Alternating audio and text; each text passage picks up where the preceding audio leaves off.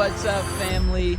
Welcome to CreelTalk, a place where two people living out loud share insights, failures, small wins, and everything in between. Listen, no fancy studio, no professional sound bites, no AI perfected scripts. It's just us growing. Whether you're going through breakthroughs or breakdowns at the same time as we are, pop in those earbuds and let's grow together. Believe. Two important things determine where we end up in life. The first is the environment we're in, and the second are the people we surround ourselves with. And for me, this is a law that became so true when I examined my life up to the point in which we're living. Because when I was growing up, I had a best friend, and he and we came from the exact same environment. Both of us, we were born and raised in what we would call the hood, a pretty impoverished neighborhood in Cleveland, Ohio. Both of us raised by single moms. Both of us had a older sister, a few years older than us, a single mom that had two kids, older sister, young son, and we both came out of that environment. Both of us, even in our family environment and dynamic, we both were surrounded with people that were drug addicts. We're surrounded by people that were alcoholics, right? We're surrounded by a lot of gang violence. We just came from what I would say is a pretty rough upbringing. If you think about that, that was the environment we came from and the people we were surrounded with. But here's what happened. I think the first difference for us when I think about those two things, when I think about the environment we grew up in and I think about the people we were surrounded by, I think about the fact that everything changed when I turned 18 and I left that environment and got away from those people. Whereas you see, he, even to this day, unfortunately, he still lives there. You see, what I'm explaining to you right now is called the law of association. The law of association, it's a law that we're actually all familiar with. Here's what it says: we are all a product of our environment and the average of the people we spend the most time with. And to really bring it to life, I mean, think about this. You're familiar with this law, whether or not you understand it from such a formal context. And here's an example I think to help you really understand it. Imagine you had four middle-aged divorced women, and there was a fifth woman that started hanging out with these women every single day. And this fifth woman, she was married. Now, after a while of hanging out with these four divorced women, what do you guys think is most likely to happen? Exactly. You're thinking about it. I bet most of you probably said, here's what most people say: oh, yeah, that fifth woman, she's getting divorced.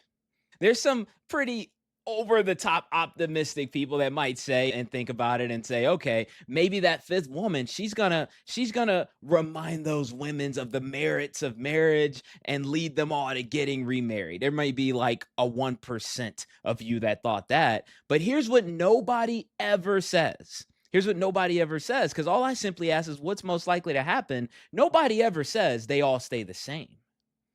Because you know why? We all understand the law of association. It's a law. It's not like laws like man's laws, like 65 miles an hour on a freeway, right? We can all break that. We probably all do. It's actually a law, like a universal law. It's like God's laws. It cannot be broken. Like gravity on earth. You do know that if you jump off of something really high without any type of help, you're going to go down. You'll never go up. That's how gravity works. And the cool thing about those inflexible laws of the universe is you don't have to believe in them for them to work for you. If you don't believe me, just go free jump off of something really high, and it could be the last time you don't believe in an inflexible law. That's just, it is what it is. And that's what the law of association is. The law of association, once again, it states that we are all a product of our environment and the average of the people we spend the most time with. Understanding that law, I think the first thing to really dive into and start to dissect here a little bit is the environment piece. You see, me and my friend, we both came from the same environment. What is an environment? An environment is a surrounding and or condition that someone lives in.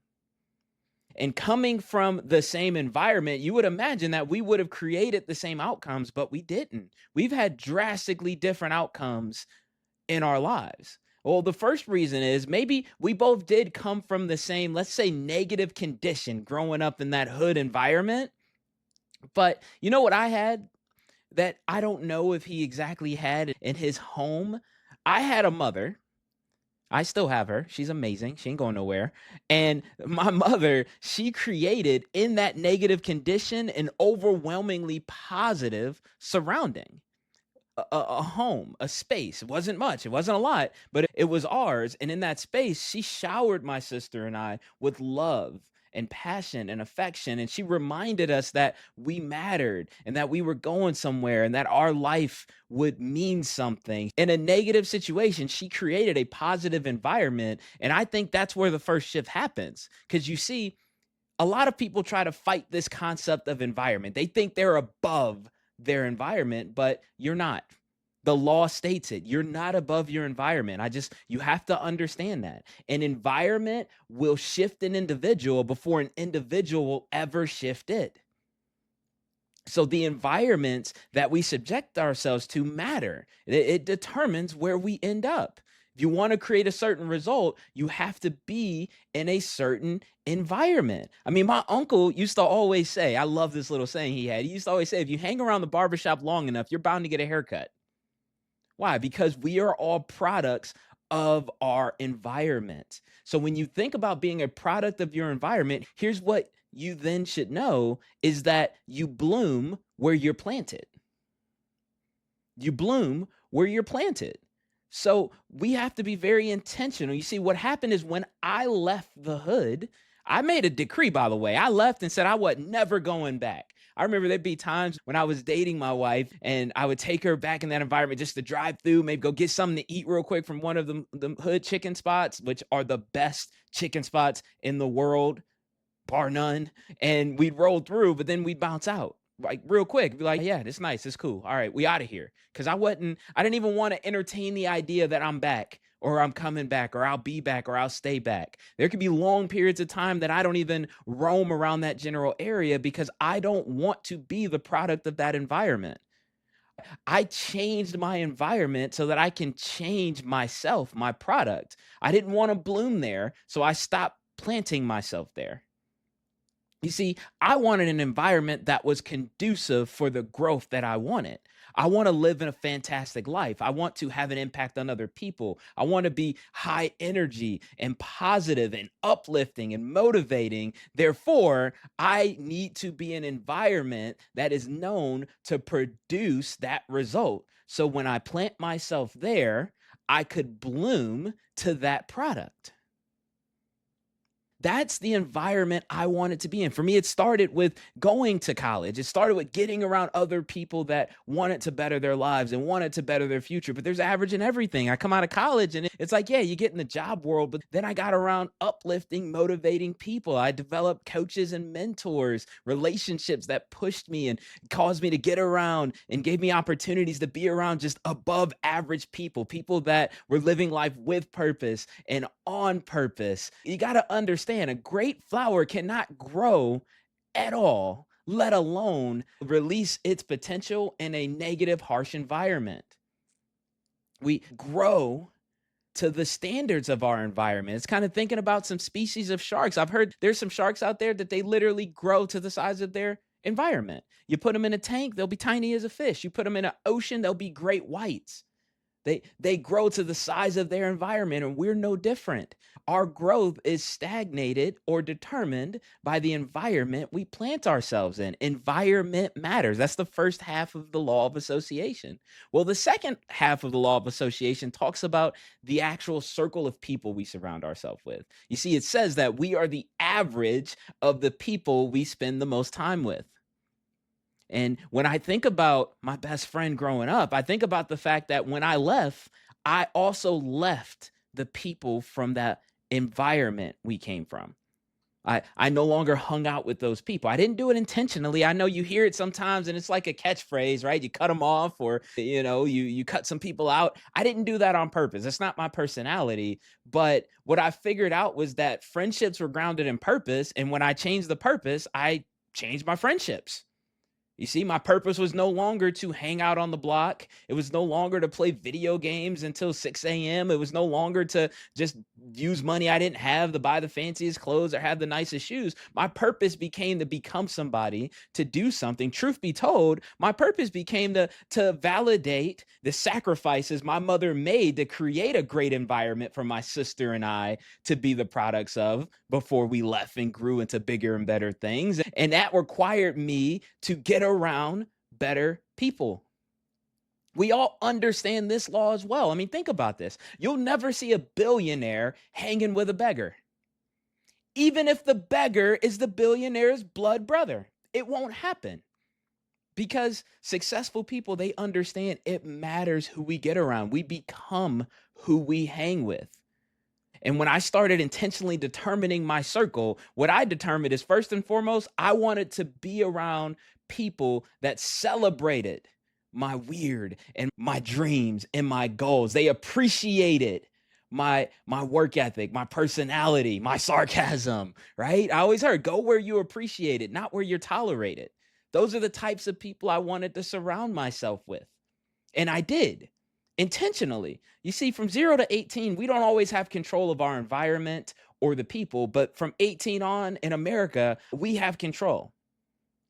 And what I decided was I was going to get around people that were uplifting, they were motivating, they were going somewhere. Because I knew if I was going to be the average of anybody, I want to be the average of the most outstanding people in the world. And thank goodness I found those people and I ingrained myself in an environment to get around them regularly. That's the understanding. The product of that, I mean, my wife and I are doing okay. Life is pretty good. We've accomplished things. I'll tell you, I'm probably first person in my family to get married before having kids. Never done drugs or alcohol, even though I literally was birthed out of an environment where that ran rampant.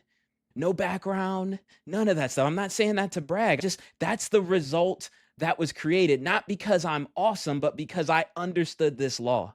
I understood that an environment will always shift an individual before an individual will ever shift it. So I wasn't trying to change the hood. I wanted to change me. And when I become successful enough, I'll go back and make a difference in the environment I came from to make it a better place so that more great people can be planted there and bloom there. But I wasn't trying to do it from the inside out because I understand the law of association. I'm not trying to change people. I'm looking for great people that we can be great together.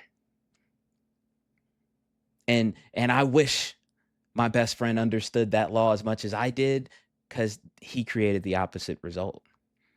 But that's okay because now here's what has happened. You understand the law of association. And now you are in control of two of the most important things that determine our success. You are in control of your environment and you are in control of your circle of people you choose to spend time with. And so, what I will ask of you, friend, is make sure you choose your association wisely and take advantage of now understanding the law of association. Believe.